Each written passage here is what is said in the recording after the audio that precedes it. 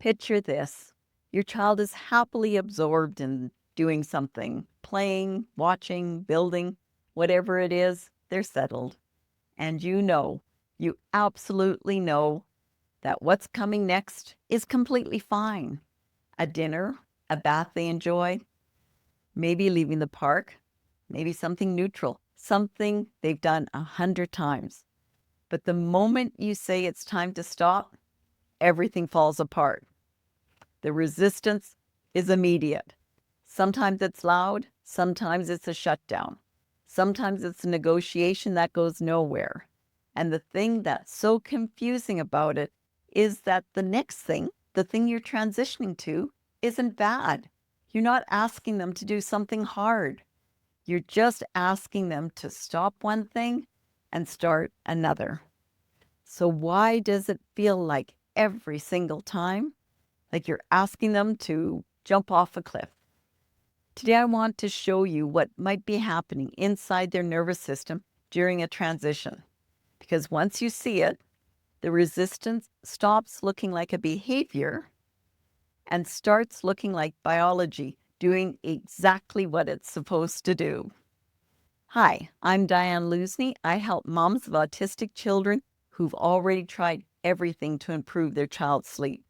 Together, we focus on practical, science-based solutions that don't rely on more medication or purchasing expensive products or adding more stress to the family's life. Over the last 3 videos, we've looked at how the nervous system manages activation and settling, what movement is trying to accomplish, and what you can do in public when overwhelm is building. Today, I want to go to a layer deeper into something that sits underneath those situations and makes every single one of them harder. Uncertainty. Not uncertainty in the way we usually talk about it, not anxiety, not fear of the unknown in an emotional sense, something more fundamental than that. Something happening in the body before the thinking brain is even involved. Let me show you what I mean. Point 1. The nervous system doesn't fight the destination, it fights the leaving. Transitions. It isn't about what comes next sometimes. It might not matter that it's familiar. And it might not matter that it's something they've done every day for 3 years. The resistance can just be as strong at the end of bath time, which they know perfectly well, as it is when something completely new is on the horizon. That's because the difficulty isn't on the arrival side of the transition, it's on the departure side. When your child is totally absorbed in something, their nervous system has done something quite effortful. It has settled into a state. It's regulated around that activity.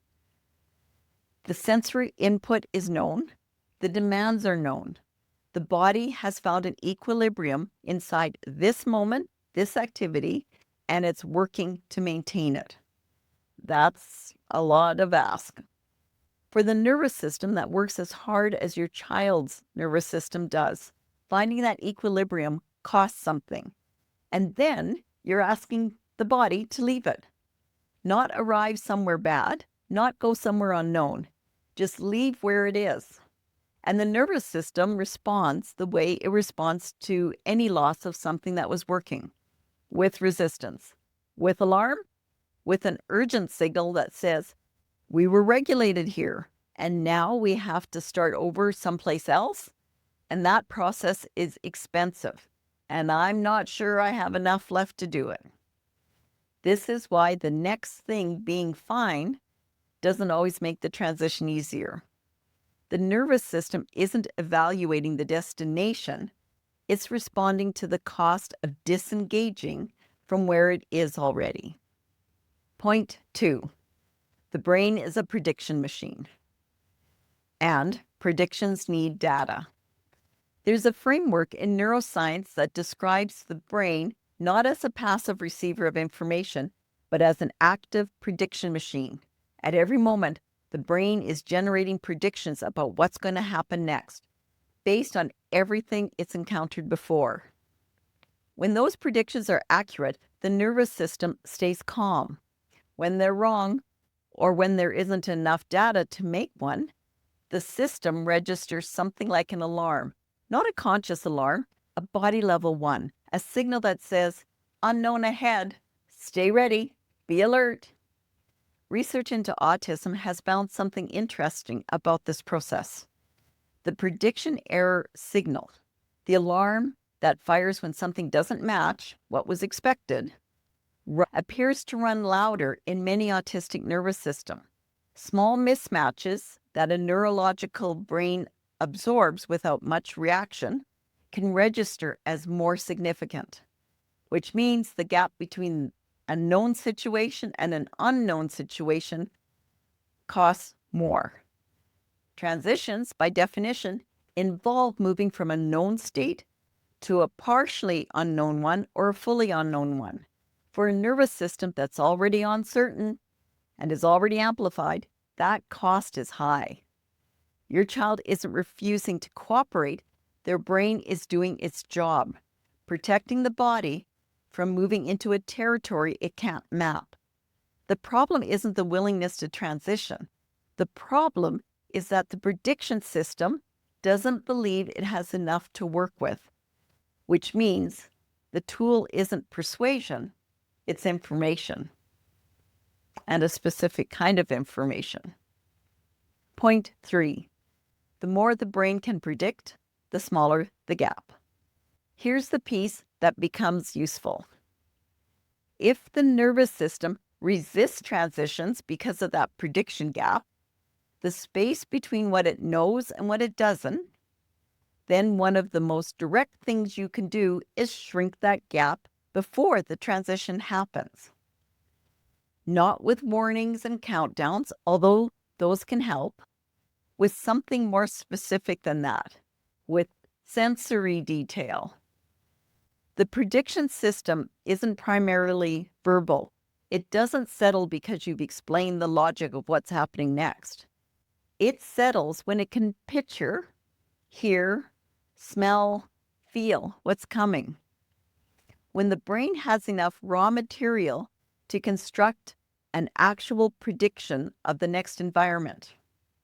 The more specific and sensory that information is, the less unknown territory the nervous system has to walk into blind or without an understanding of the smells, the sounds, everything. There's also another piece that many of us overlook entirely.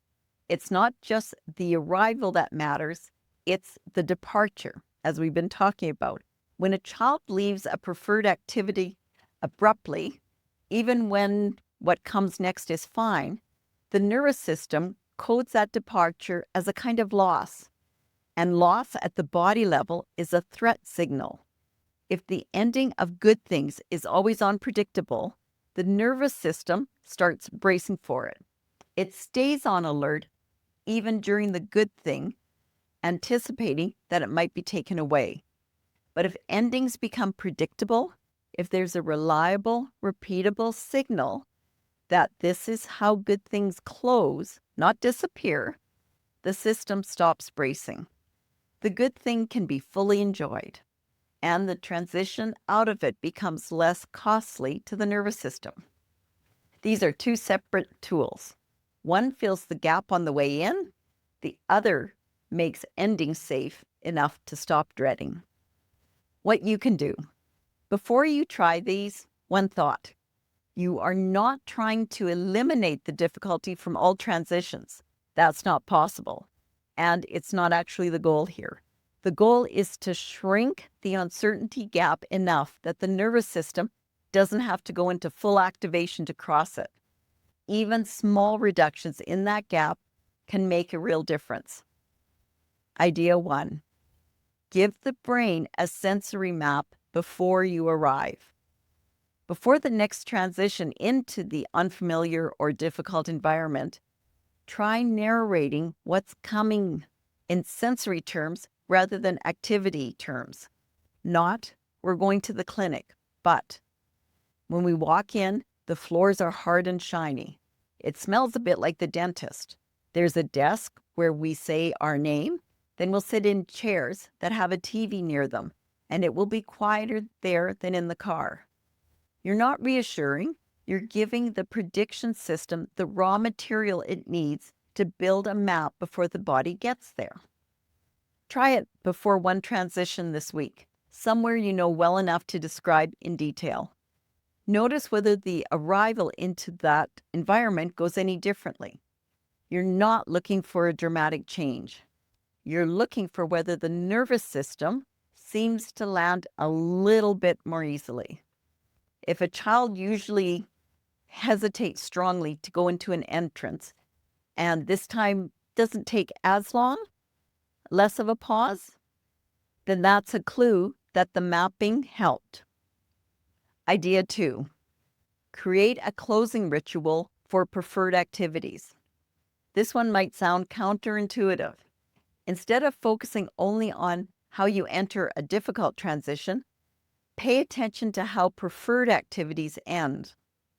The next time your child is deeply absorbed in something they love, try introducing a small, consistent closing ritual before you ever mention stopping.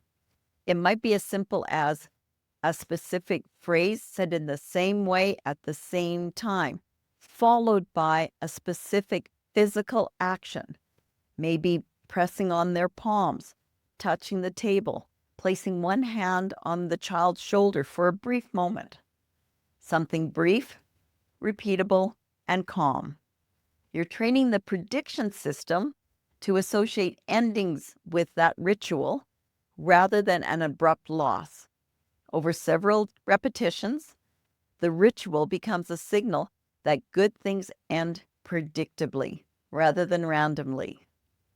The nervous system stops bracing because it now knows the shape of the ending. This takes time. It won't work the first day, but you're building something the nervous system will eventually use to stay calmer during the entire activity, not just at the end.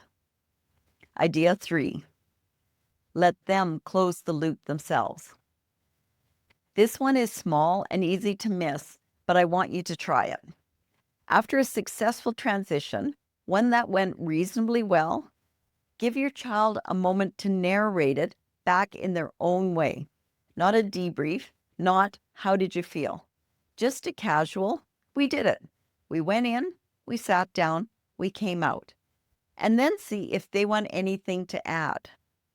What you're doing is helping the brain file that experience as a completed known event. The nervous system learns from transitions that worked.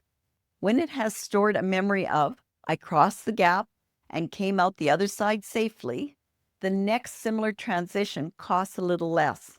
You're not processing emotions, you're building a library, a collection of transitions that the nervous system can reach for when the next unfamiliar gap opens up, and find something that says, we've crossed things like this before. The nervous system state that your child arrives in at bedtime is often an accumulation of all of the transitions they've navigated that day, each one costing something, each uncertain gap, asking a little more from their nervous system that was already working hard. My free guide, linked below, walks you through the 5 states parents most often describe at the end of the day and what each one is telling you about how the day was carried and landed. Once you start reading the evening state as information about the day, the bedtime response becomes a lot clearer. Now it's time to build on what we've done in this series. The movement, the overwhelm, the transitions, the nervous system's need for safety, and look at what's happening specifically at night. Because sleep isn't just something that happens when the day is over. It requires the nervous system to do something it may have been working against all day. And there's one piece that makes that possible or impossible, depending on whether it's present. That's what we're talking about in the next video. See you there.